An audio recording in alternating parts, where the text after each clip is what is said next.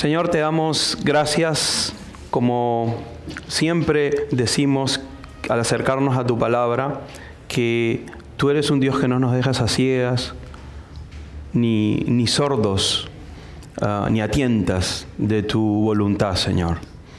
Gracias por darla a conocer a través de tu palabra, Señor. Gracias porque no solamente es un texto, sino es algo vivo. Tú dices que es viva y eficaz. Y nosotros lo creemos porque lo hemos experimentado en nuestras propias vidas. Y te pedimos, Señor, que en esta noche no sea distinto, que en esta noche tú nos hables de una manera profunda, que podamos entender más sobre ti, conocerte más y también encontrar una guía para nuestro caminar en la fe.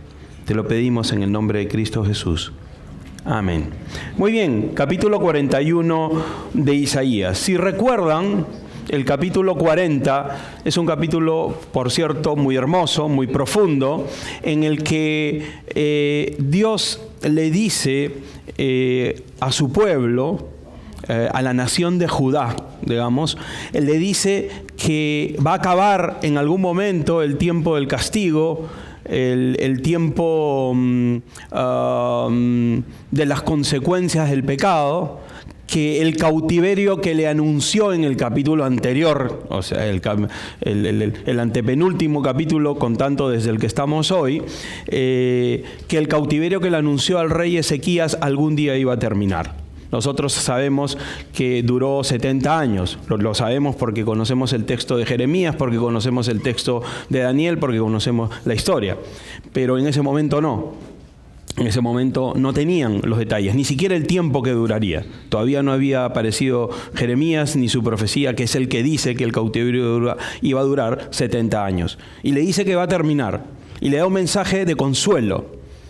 Y en ese mensaje de consuelo invita al pueblo de Israel a confiar, a creer en Dios, a creer en la palabra del Señor. Y para fortalecer esta relación de confianza, el Señor hace una exposición a través del profeta Isaías de quién es Él, de todos sus atributos, de su omnisciencia, de su omnipotencia, de su carácter único en comparación con los ídolos y con los falsos dioses que los pueblos paganos rendían culto y a los cuales, desafortunadamente, también el pueblo de Israel más de una vez rindió culto. Y al final les dice, mira, si yo soy tan poderoso, si yo creé todas las cosas, lo que ves y lo que no ves, lo visible y lo invisible, si mi mano lo creó todo esto, ¿cómo puedes considerar siquiera la posibilidad de que yo no te voy a ayudar? De que tu vida está escondida a mis ojos, que tu derecho no es parte de mi causa como Dios. Y por tanto hace una comparación hacia el final y dice, mira, los jóvenes, que son los que tienen el vigor y la fuerza, se cansarán. Pero los que creen y los que confían en el Señor, ellos serán como las águilas. Caminarán y no se cansarán. Correrán y no se cansarán. En una promesa muy bonita en la que termina el capítulo. Pero ahora que entramos al capítulo 41, si bien vamos a ver que le habla a Israel, es una parte también muy sentida, muy profunda, muy vívida, pues va a dirigir la atención hacia las naciones gentiles. Y las va a convocar a un juicio imaginario, digamos, a un tribunal imaginario, en el que el Señor va a sentenciar cosas importantes para esas naciones gentiles, para esas naciones que no conocen la palabra del Señor y que no conocen al Señor.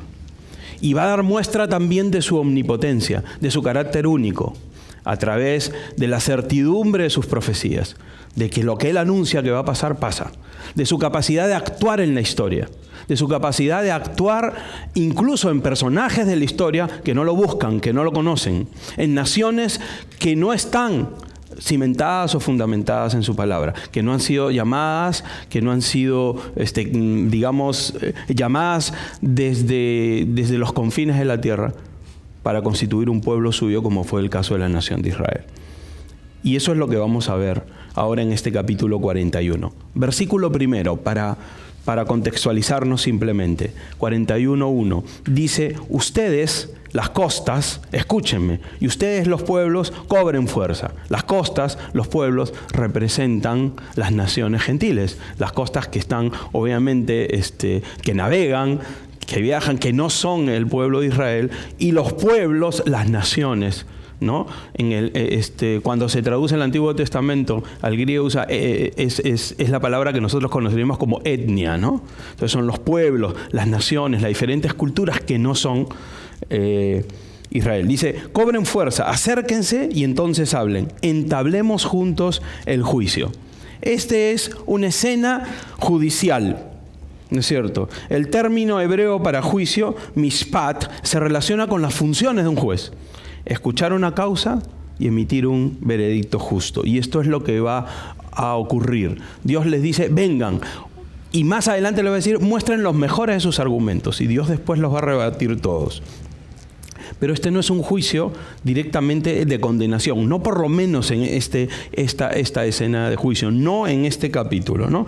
Es un juicio en el que Dios va a establecer sus planes, va a establecer su autoridad y su soberanía para actuar en la historia.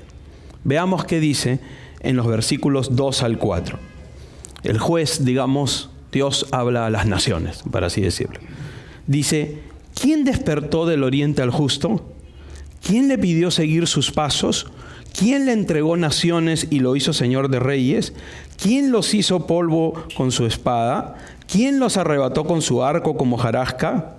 Él fue tras ellos y tranquilamente pasó por caminos antes intransitables. ¿Quién hizo esto posible? ¿Quién llamó desde el principio las generaciones? Hasta ahí pareciera que estamos en la mecánica del capítulo anterior. Recordarán que eran las preguntas retóricas cuyas respuestas son implícitas. Bueno, estas parecen preguntas retóricas porque evidentemente la respuesta nos parece implícita, Dios y solo Dios, pero esta vez sí la respuesta es explícita porque dice, yo que soy el Señor, yo que soy el primero y el último. ¿No es cierto? Entonces, antes de ver estas preguntas y de qué está hablando, digamos algo que salta a la vista acá. Este verso 4, en el que sentencia el Señor que Él es el Señor, que Él es el primero y que Él es el último, es decir, que Él es eterno, esto es implícitamente una demostración de la deidad de Cristo. ¿Por qué razón? Porque ¿quién otro dice de sí mismo que es el primero y el último? Nuestro Señor Jesucristo. Él mismo lo dice en Apocalipsis 1:8. Yo soy el alfa y el omega, principio y fin, el que es y que era y que ha de venir, el Todopoderoso. Digamos, esto solo se puede decir de Dios. Solo se puede decir, no hay ninguna otra persona, por angelical que sea, por celestial que sea, que pueda decir de sí misma o que la Escritura pueda decir de esa persona que es el primero y el último. Y solamente se dice eso de Dios Padre y de su Hijo Jesucristo. Y por supuesto el Espíritu Santo. O sea, esto es al combinar esto con Apocalipsis nos damos cuenta que aquí está fortalecida la deidad de Cristo. Ahora, las preguntas que hemos visto. Las preguntas nos hablan de un justo que Dios despierta desde el oriente, que le pide seguir sus pasos, que le entrega naciones y lo hizo señor de reyes, que los hizo polvo con su espada. Es un guerrero. Quien los arrebató con su arco, tiene un arco como hojarasca. Él fue tras ellos y tranquilamente pasó por caminos antes intransitables, que ha recorrido caminos intransitables. O sea, ha hecho campañas militares. ¿Quién es esta persona? ¿Quién es esta persona que llama justo? Que tiene este rol. ¿Por qué lo menciona Dios acá? Bueno, algunos han pensado que es Abraham. Inicialmente, vamos a decir quién no es. Vamos a considerar la primera opción, que fuera Abraham. ¿Por qué razón? Porque Abraham efectivamente fue despertado por Dios, fue despertado del oriente, de Ur de Caldea. Dios le pidió seguir sus pasos. Anda a la tierra que yo te mostraré. Y bueno, tuvo su pequeña campañita militar, ¿no es cierto? Recordarán que en algún momento, cuando Lot se separa de Abraham, hay una pequeña guerrita, lo capturan a Lot y Abraham arma una especie de ejército improvisado, no es que era un militar, y logra rescatar a su sobrino Lot. Quizás se está refiriendo a eso, pero no podríamos decir de Abraham que llevaba espada y que hacía campañas militares por caminos intransitables, ¿no? No podríamos decir eso de Abraham. En realidad, la mayoría de intérpretes del Antiguo Testamento concuerda que del personaje que se está hablando acá, en el contexto general de Isaías, es del rey persa Ciro el Grande.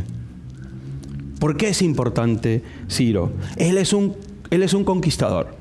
Ciro va a conquistar primero a sus parientes, que son los medos de los persas, a los medos, son de un mismo tronco, va a formar el naciente imperio medo-persa y va a sorprender en la historia derrotando a los babilonios y tomando el imperio babilónico.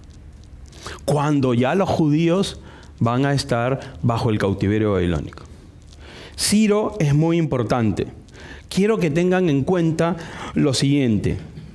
El ministerio de Isaías, que cubre 53 años, va desde el año 739 al 686 a.C. Y Ciro tomó el poder en el 550 a.C. Yo sé que son buenas matemáticas, pero los voy a ayudar. Hay 136 años de diferencia. 136 años de diferencia. En el momento que Isaías está escribiendo este texto, todavía no ha nacido Ciro. No creo que tenga 136 años. Faltan 136 años.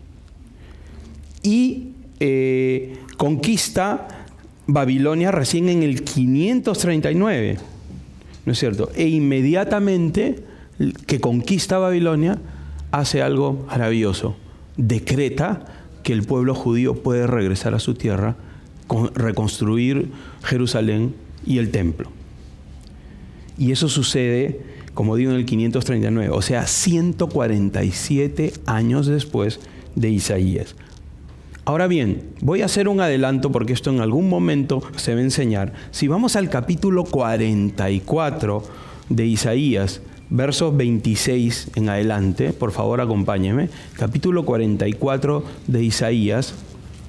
Vamos a leer en la segunda parte del versículo 26, en la parte B, que dice: yo soy, dice el Señor, que dice a Jerusalén, volverás a ser habitada, y a las ciudades de Judá, ustedes serán reconstruidas, yo levantaré sus ruinas.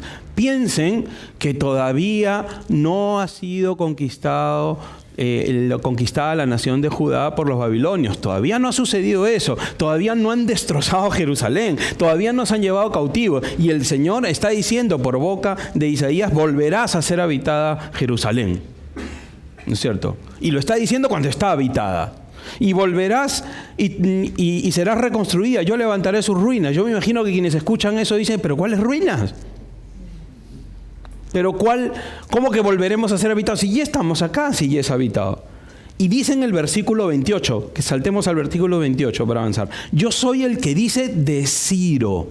Dice ahí, con nombre, no iré con nombre de apellido, pero con nombre.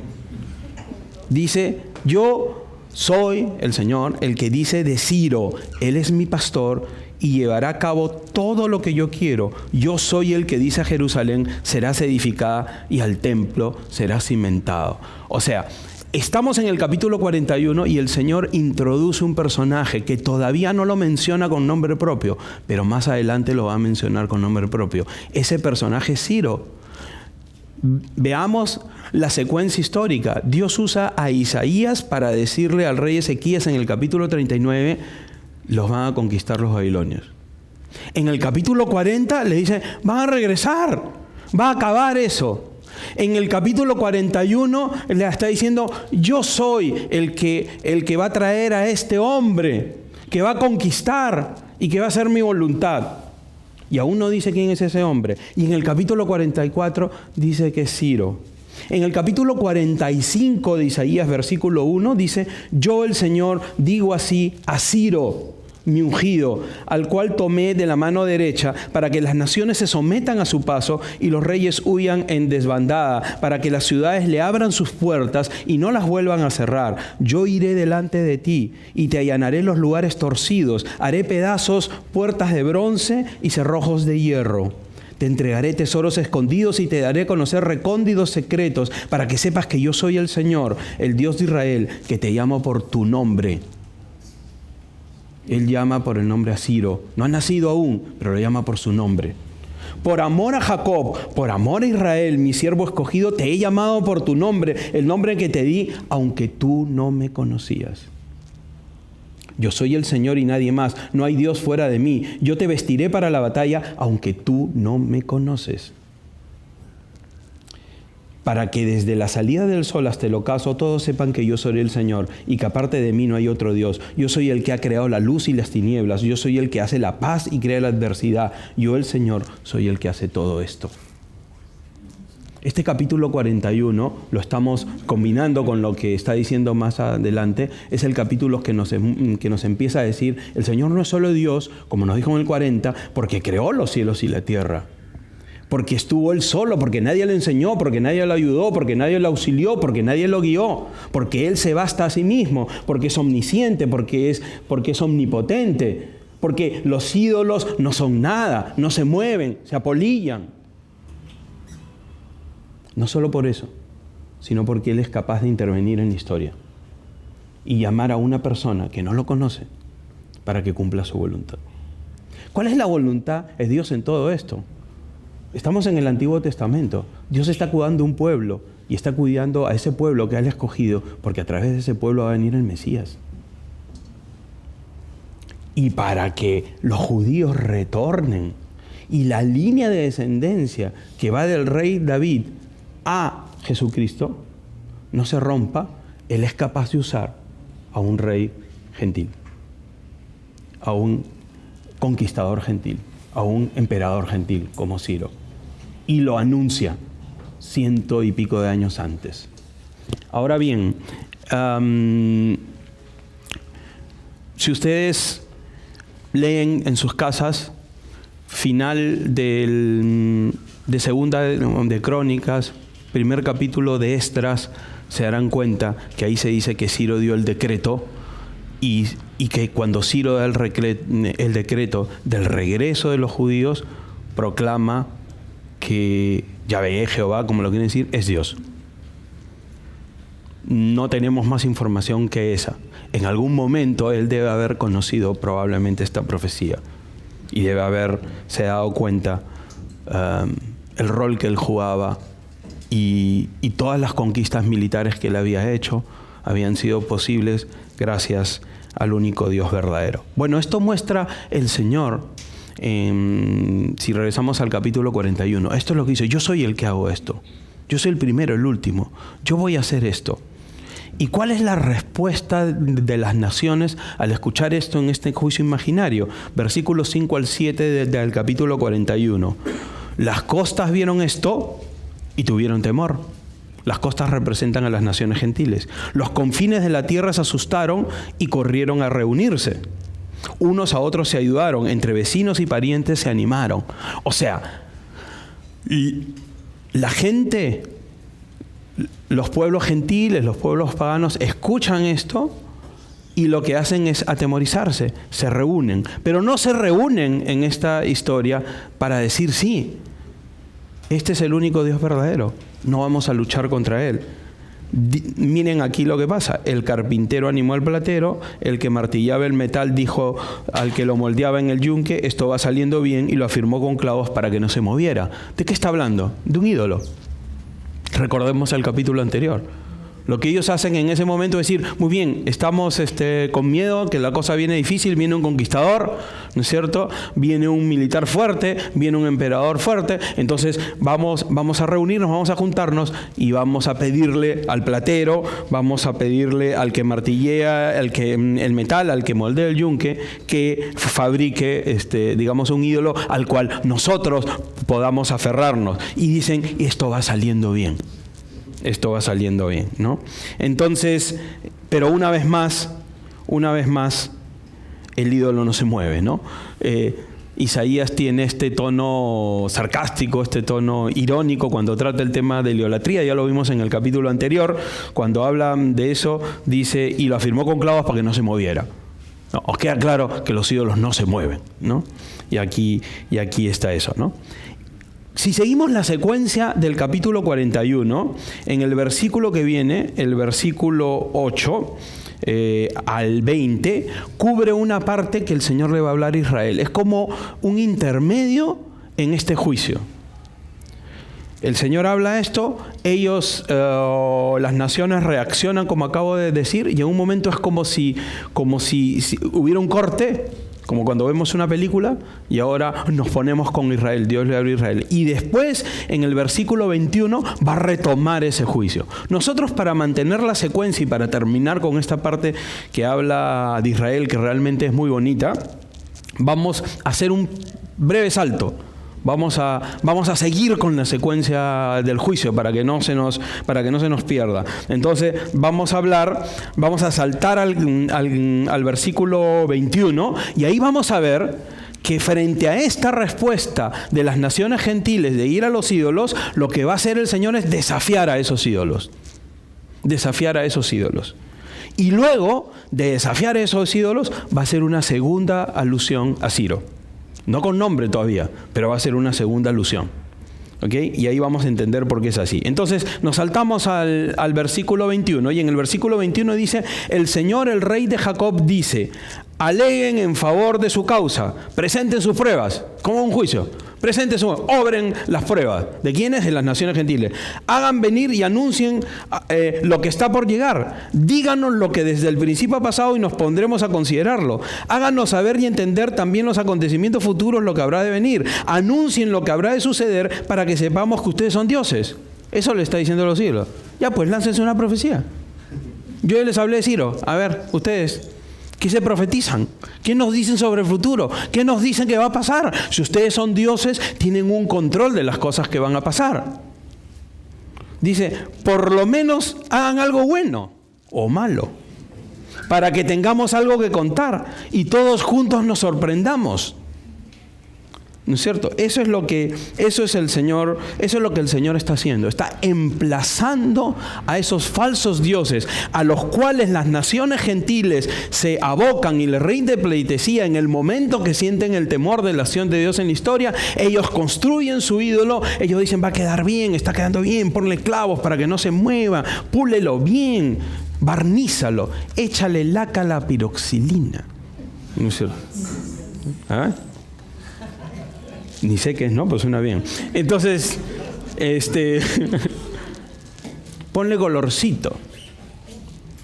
Pero entonces el Señor arrecia, digamos, sale fuerte, ¿no es cierto? Y dice, a ver pues, que anuncien algo, que se hagan una. Está el líder, imagínense el líder, hazte una, compadre. Anúnciate el futuro. Demuestra que eres Dios. ¿No es cierto? Para que por lo menos tengamos algo que contar, que nos sorprendemos, podamos decir algo, ¿no es cierto? Hierra aunque sea, porque ni eso, no hablan, ¿no es cierto? El versículo 24 es contundente.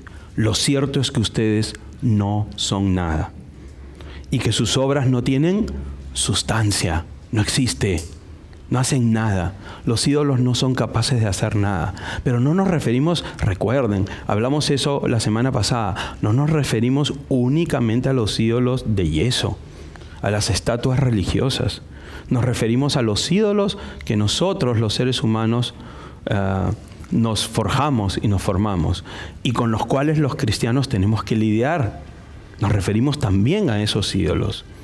La posición económica, el trabajo que podemos tener, una persona, cualquiera que ésta sea, que ocupe el lugar de Dios, cualquier cosa que está en nuestro corazón que ocupe el lugar de Dios, ¿no es cierto? Entonces, eso no son nada, no tiene sustancia. Pero es bien interesante, si se dan cuenta, en el versículo 24 hay como un cambio, ¿no? le ha venido hablando a los ídolos. Sería esa manera de hablarle a los ídolos y decir que no son nada, es como hablarle a Pedro para que escuche Juan, ¿no es cierto? Porque de alguna manera sería una contradicción hablarle algo que no es nada. Si no puede hacer, no puede hablar, tampoco puede escuchar. Pero es una estrategia expositiva, irónica, digamos, sarcástica. Pero aquí, en la parte final, sí le va a hablar a los que confían en los ídolos. Y dice, despreciable es quien los ha escogido. Y ahí deja de hablar a los ídolos. Y ahí dice que es despreciable el que ha escogido a estos ídolos. Muy bien. En los versículos 25 al 29 es la segunda alusión implícita a Ciro. Dice, yo he levantado a uno del norte y está por venir.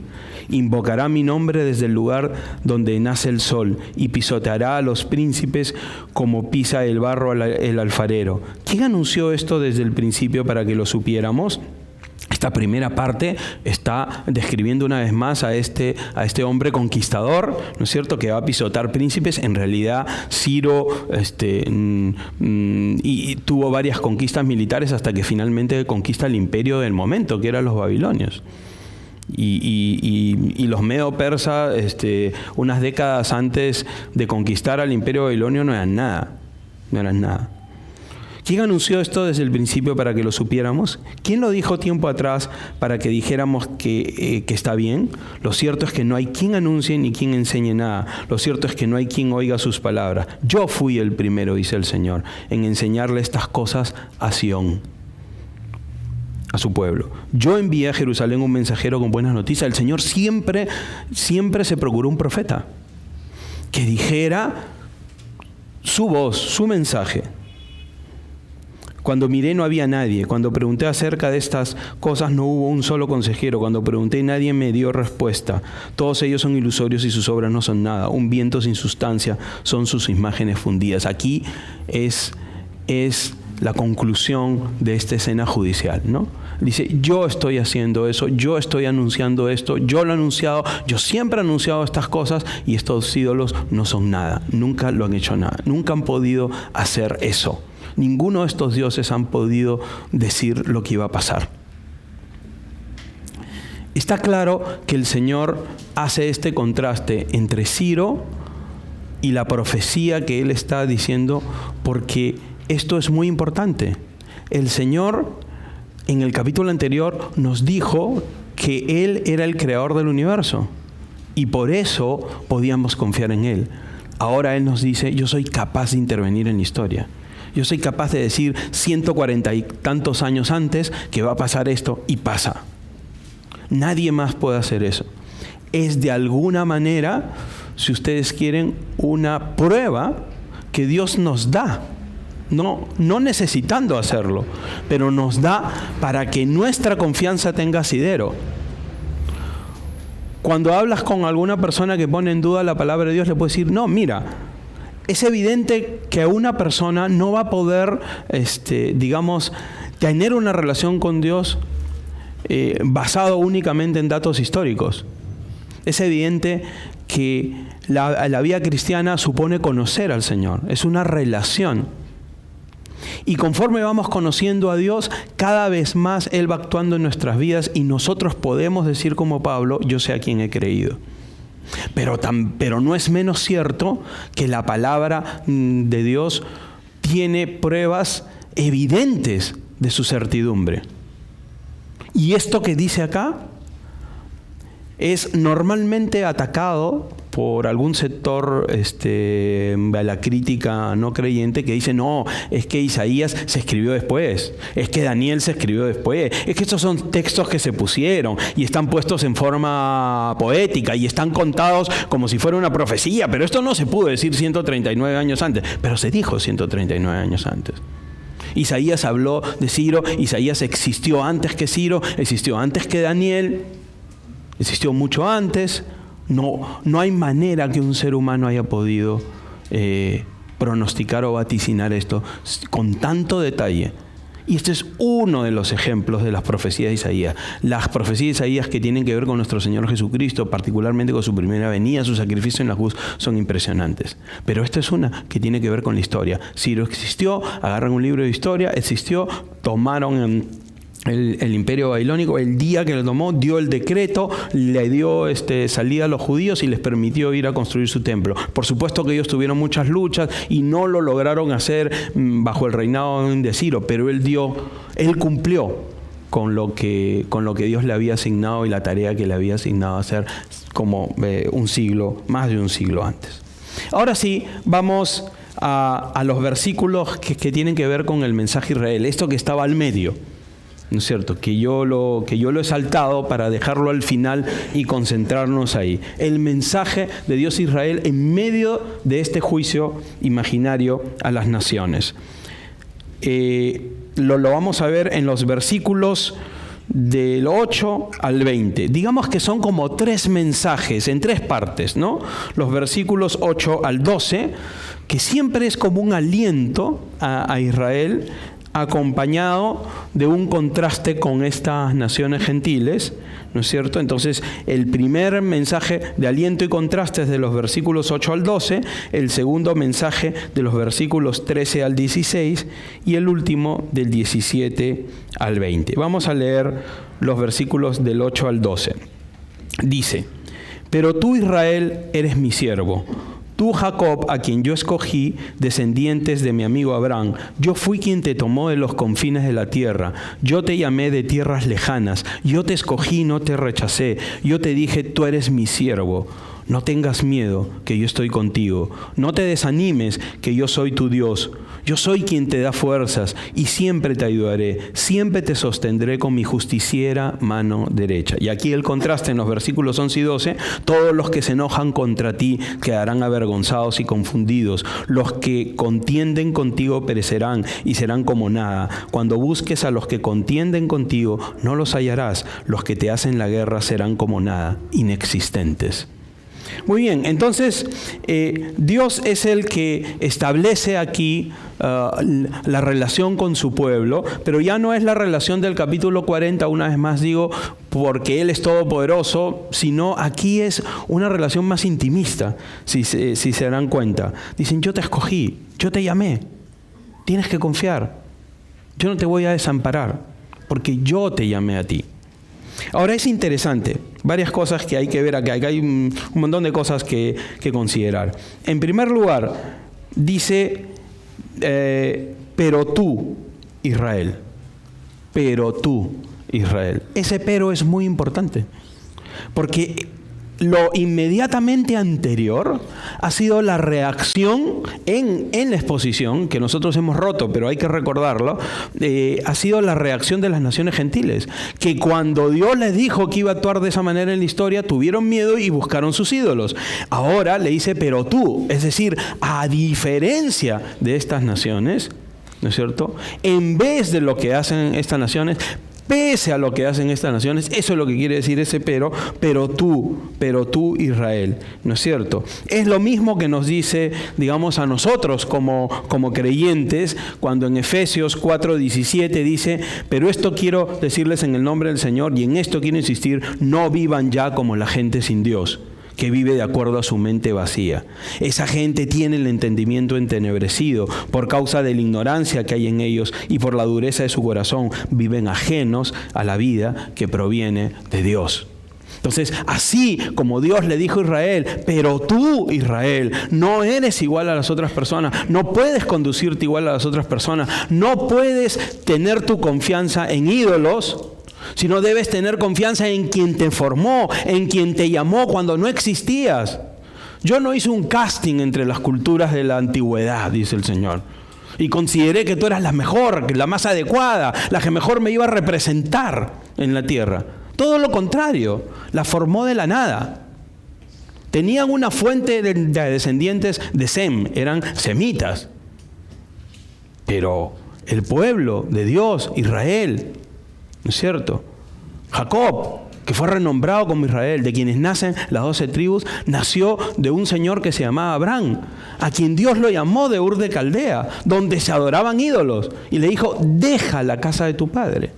Josué nos va a decir en alguna parte de su libro que él y su padre adoraban ídolos. Pero el Señor lo llamó y lo sacó de ahí, y formó un pueblo a partir de ahí. Y por eso menciona aquí a Abraham. Igualmente nos dice a nosotros: tú no me buscabas, tú no me conocías, tú no sabías cuál era el Evangelio. Y si naciste en un hogar cristiano, quizá lo que te dice es: sí, tu padre te habló de la palabra de Dios, pero Dios no tiene nietos. Nosotros venimos al conocimiento de Dios porque en algún momento ese evangelio tocó nuestra vida. Porque lo escuchamos en la escuela dominical, perfecto. Porque lo escuchamos en la casa, perfecto. O tal vez, como la mayoría de los que somos de este país, nosotros no caminábamos en dirección del Señor. Estábamos en otra cosa. Y un día alguien que conocía al Señor, Dios usó para presentarnos el evangelio. Y para eso, para nosotros fue una novedad absoluta. Fue una buena nueva. Para nosotros, todo lo que tenía que ver con la palabra de Dios, con la Biblia, era una religión muerta. Porque veníamos de una tradición religiosa sin vida, que tomaban algunos de estos textos y otros que no están acá. Pero un buen día, alguien nos habló. Igualmente, si naciste en un hogar cristiano, en algún momento escuchaste la palabra de Dios de una manera distinta. El cuento de la infancia dejó de ser el cuento de la infancia y se convirtió en el poderoso mensaje de Dios y te mostró quién eras, en tu necesidad de Dios, en tu necesidad de arrepentimiento. Y entonces a ti te dice: no vivas como la gente que está sin Dios, que vive de acuerdo a su mente vacía. Esa gente tiene el entendimiento entenebrecido. ¿Por causa de qué? De la ignorancia que en ellos hay. La ignorancia respecto de Dios, pero fundamentalmente por la dureza de su corazón. Por eso viven ajenos a la vida que proviene de Dios. Pero eso no significa que debes despreciar a esas personas. A los judíos Dios les dijo lo mismo. Y en lugar de sentir la humildad que supondría: yo no soy nada, cuando los vemos en el tiempo de Jesús, digamos, para usar un término muy contemporáneo, discriminan a los gentiles. Los consideran perros. Sienten que no pueden aproximarse físicamente a ellos, como si fueran superiores. Entonces, nosotros también como creyentes debemos saber que no vivimos como la gente que no conoce a Dios. Pero el Señor nos ha mandado a movernos ahí porque el Señor desea que conozcan a Dios. No somos una clase especial. Somos tan pecadores como todos. Y quizás más, porque no ignoramos. Ya dije lo de Abraham, ¿no? Que no existía y que Dios desde tierras lejanas, desde los confines de la tierra, ¿no?, lo llamó. En su caso son confines de la tierra geográficos. En nuestro caso son confines espirituales. Nos llamó desde la absoluta lejanía, ¿no? Recordaremos también, estos son textos de Efesios, curiosamente se han leído ayer en la reunión de oración, así que yo he sentido que estábamos conectados con Giuseppe, que los leyó, ¿no? En Efesios 2:1, a ustedes Él les dio vida cuando aún estaban muertos en sus delitos y pecados. ¿Sí? No, nosotros estamos en nuestro propio Ur, con nuestros propios ídolos. Pero Dios, cuya misericordia es abundante por el gran amor con que nos amó, nos dio vida junto con Cristo, aun cuando estábamos muertos en nuestros pecados. Aun cuando éramos como Abraham en Ur de Caldea, Dios nos llamó. Es interesante, además, que Dios hable de Israel, ¿no? Porque a estas alturas estamos con el reino dividido. El reino de Israel, el del norte, ya ha sido conquistado por los asirios, ya no juega. Solo estamos con la nación de Judá, la del sur. Y sin embargo Dios, cuando habla de estas cosas profundas y de llamamiento, vuelve a hablar de Israel. Porque para Dios es Israel. Él formó la nación de Israel. Salomón se extravió Y producto de ese extravío, Dios decretó que a su muerte, en su descendencia se iba a dividir el reino. Ese fue un decreto que Dios dio producto del pecado de Salomón hacia el final de su vida, que se entregó a la idolatría. Ya conocen la historia, ¿no? Pero Dios en su corazón y en sus planes siempre ha sido Israel su pueblo. Y por eso aquí habla de Israel. Aquí habla de Israel. Y además dice, Israel, eres mi siervo. Tú eres mi siervo.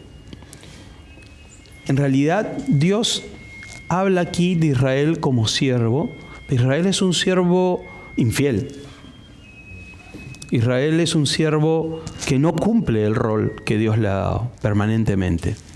Pero en Isaías vamos a ver que se habla de otro siervo, que es el siervo del Señor, el siervo de Jehová, el siervo de Yahvé, como lo quieren decir, como hablé la semana pasada, que a partir en el capítulo 42, que es el que vamos a estudiar la próxima semana, se va a hablar de la primera profecía del siervo sufriente. Entonces, el siervo en Isaías es Israel de un lado, pero es también una profecía de Cristo en su primera venida.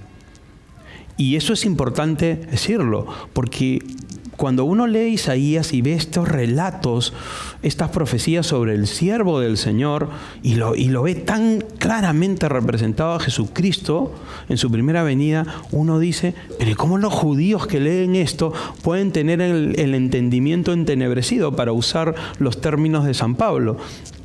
Y en realidad ellos interpretan que todas las alusiones al siervo son a Israel. Pero nosotros vemos que siervo ha habido varios en las Escrituras. Abraham fue siervo, Moisés, Caleb, David. A varios se les llama siervos. Incluso hasta Nabucodonosor. En algún momento se le llama siervo.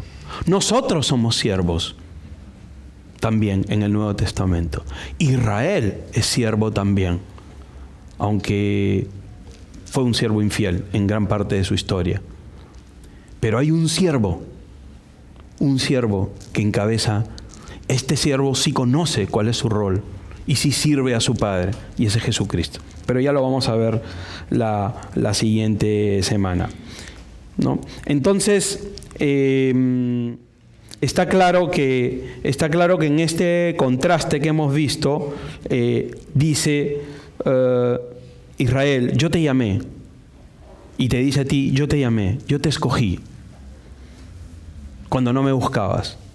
Entonces, no tengas miedo. Yo estoy contigo. No te desanimes. Nosotros nos desanimamos muy frecuentemente. Muy frecuentemente nos desanimamos porque no recordamos o perdemos de vista que estamos en este camino, no porque se nos ocurrió, no es una elección nuestra. Nosotros tampoco hemos sido parte de un casting.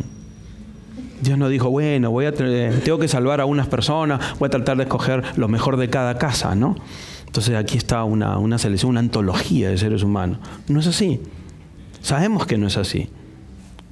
Dios nos llamó no por algo que nosotros hubiéramos hecho, sino pese a lo que somos, nos llamó. Entonces, por eso mismo, el Señor utiliza su Espíritu Santo para convencernos de pecado en el momento que nos extraviamos. Es el enemigo el que nos acusa. Dios no nos acusa. Dios nos dice, no te desanimes. Yo soy quien te da fuerzas. Siempre te ayudaré. Siempre te sostendré con mi justiciera mano derecha. En los versículos 13 al 16, el segundo mensaje, vuelve a decir, luego que ha comparado con lo que va a ocurrir a las naciones que van contra Israel, dice, yo soy el Señor tu Dios, que te sostiene por la mano derecha y te dice, no tengas miedo que yo te ayudo. Hay una cierta reiteración, ¿no? No tengas miedo, no tengas miedo, no tengas miedo. ¿Por qué será, no? Porque solemos tener miedo. Y tú, Jacob, eres como un gusano, pero no tengas miedo. Ustedes los israelitas son muy pocos, pero yo soy su socorro, palabra del Señor, el Santo Israel, tu Redentor. Yo te he puesto como un trillo nuevo lleno de dientes, y trillarás montes y colinas, y los molerás hasta reducirlos a tamo. Los lanzarás al viento, y el viento se los llevará, los esparcirá el torbellino, pero tú te alegrarás en el Señor, y tu orgullo será el Santo de Israel. Aquí Dios se presenta como el sostén, como el socorro de su pueblo.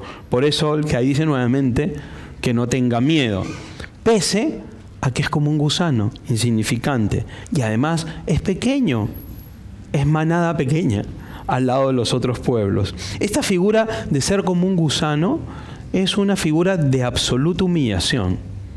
Está diciendo, yo sé que eres insignificante. No necesitas compararte. Eres insignificante. Pero esa insignificancia es importante en la vida cristiana. Que nosotros podamos vernos así. Como cuando el Señor le dice a Pablo, bástate de mi gracia, mi poder se perfecciona en tu debilidad. Porque si tú tuvieras méritos, entonces tú creerías que tú estás en este camino y estás en pie y vas a ser salvo y vas a estar en mi presencia por tus méritos. Pero precisamente porque eres un gusano, o sea, eres como un gusano, te das cuenta que el valor no está en ti, sino en la gracia de Dios. Que no es un salario, que no es una paga, que no es un premio, es un regalo. Y es un regalo inmerecido. Ahora, esta figura de ser como un gusano puede sonar fuerte. Yo soy un gusano, eso suena fuerte. Bueno, esa figura la usa el Señor para referirse en una profecía mesiánica a Jesucristo. Salmo 22, un salmo que es mesiánico, dice que ese Salmo 22 empieza diciendo, Padre, Padre, ¿por qué me has desamparado? Las palabras que Él repitió en la cruz. Pero en el versículo 6 dice, pero yo soy más gusano que hombre, un ser despreciable del que todos se burlan. Los que me ven se burlan de mí, me hacen muecas, sacuden la cabeza y dicen, este puso su confianza en el Señor, pues que el Señor lo salve, que venga el Señor a librarlo, ya que en Él se complacía. Esta es una escena, este es un salmo profético de la escena de la cruz. En el momento que el Señor está en la cruz, que está en el clímax de su sacrificio, y los que lo rodean se burlan de Él. Él que tanto hizo por la gente, a ver, que se salve a sí mismo. Acuérdense que cuando el Señor fue bautizado, una voz dijo que era su Hijo en el cual el Padre tenía complacencia. Y aquí le dice, y aquí le dice el Salmo, que venga el Señor a librarlo, ya que en Él se complacía. Bueno, aquí el Señor demuestra claramente que cuando más adelante va a decir Pablo en Filipenses que se humilló hasta lo sumo, ¿no es cierto?, que no estimó el ser igual a Dios como cosa que aferrarse, ¿no es cierto? Aquí es retratado en esta figura de soy más gusano que hombre. Y entonces el Señor le dice a Israel, eres insignificante, eres un gusano, no tienes importancia, no tienes fuerza en ti mismo, eres pequeño, hay pueblos mucho más poderosos, más grandes, con poderío militar, con poderío político, con mayores riquezas, capaces de arrasarte, pero no te preocupes. Yo sé que eres así. Yo soy el Santo Israel, tu Redentor. Y esto es algo muy importante, porque en la actualidad redimir era liberar a un esclavo, pagando el precio de su libertad. Y esto a Israel sí le sonaba a cierto. A Israel lo liberó Dios de la esclavitud de Egipto, ¿no es cierto?, de manera milagrosa.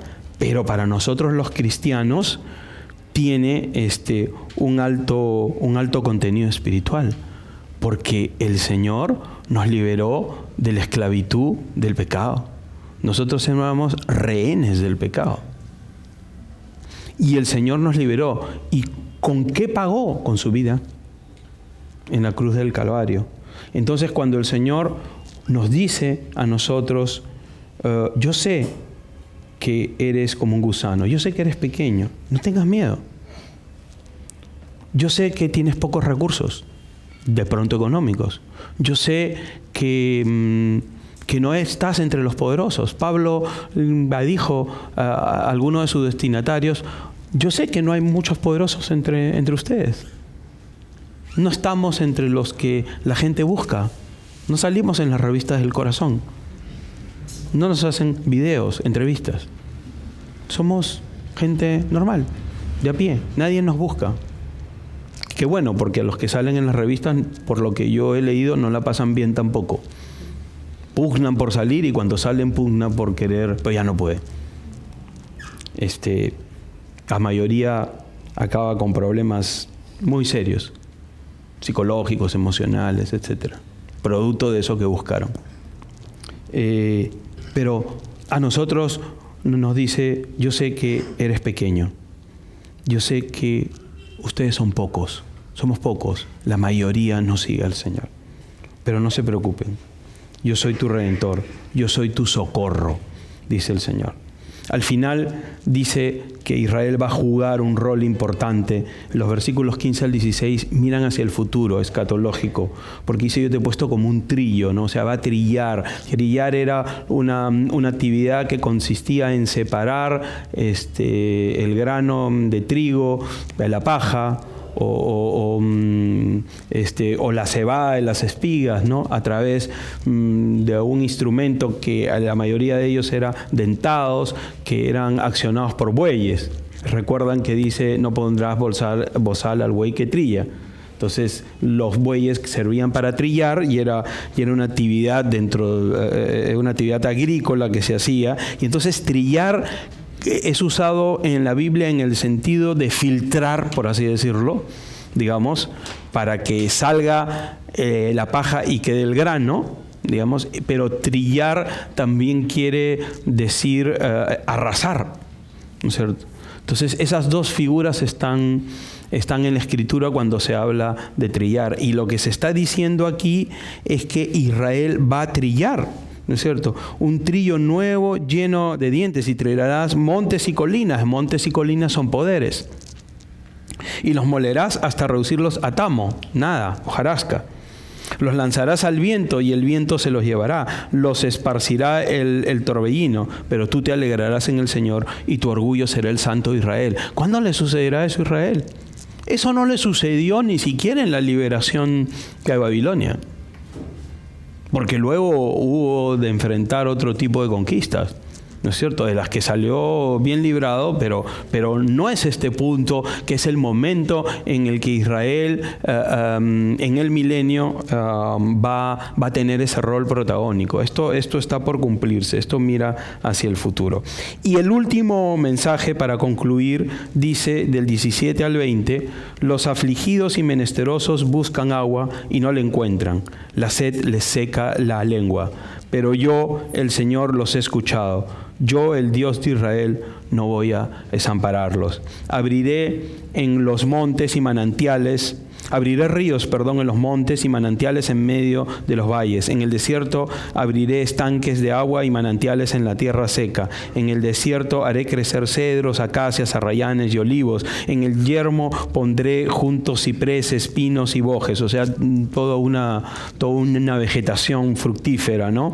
Y esto para que todos vean y sepan y se den cuenta y entiendan que esto lo ha hecho la mano del Señor, que el Santo de Israel lo ha creado. Aquí podemos entender que se está hablando de Israel, pero no solamente Israel, porque aquí está hablando de los afligidos y menesterosos, buscan agua y no la encuentran. La sed les seca la lengua. Pero yo, el Señor, lo he escuchado, yo, el Dios de Israel, no voy a desampararlos, ¿no? O sea, la verdad es que una condición para que las personas puedan entregar su vida a Cristo es que sientan la necesidad espiritual en la que se encuentran.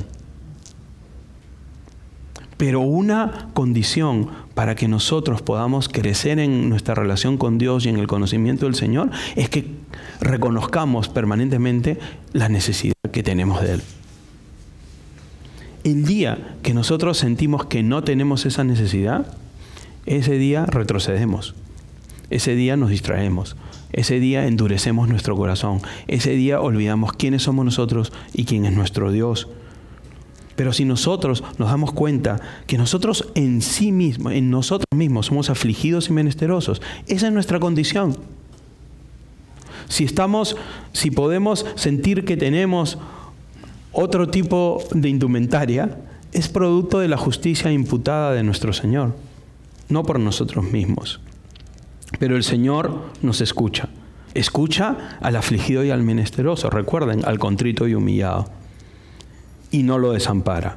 Pero el Señor es capaz de abrir montes, manantiales en contextos en donde no pueden haber. Por eso es que esta figura es en el desierto yo voy a crear esta plantación de cedros, acacias, arrayanes, olivos, lo que no crece de manera natural. Eso es lo que esto quiere decir. De manera natural, ahí no debe haber esa vegetación. No es lógico que la haya, pero yo, el Señor, la voy a hacer.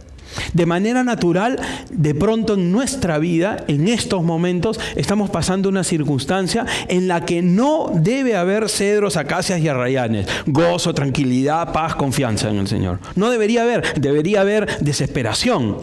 Debería haber afán, debería haber preocupación, debería haber tensión. Eso es lo que le sucedería a cualquier persona que se encuentra en esa circunstancia.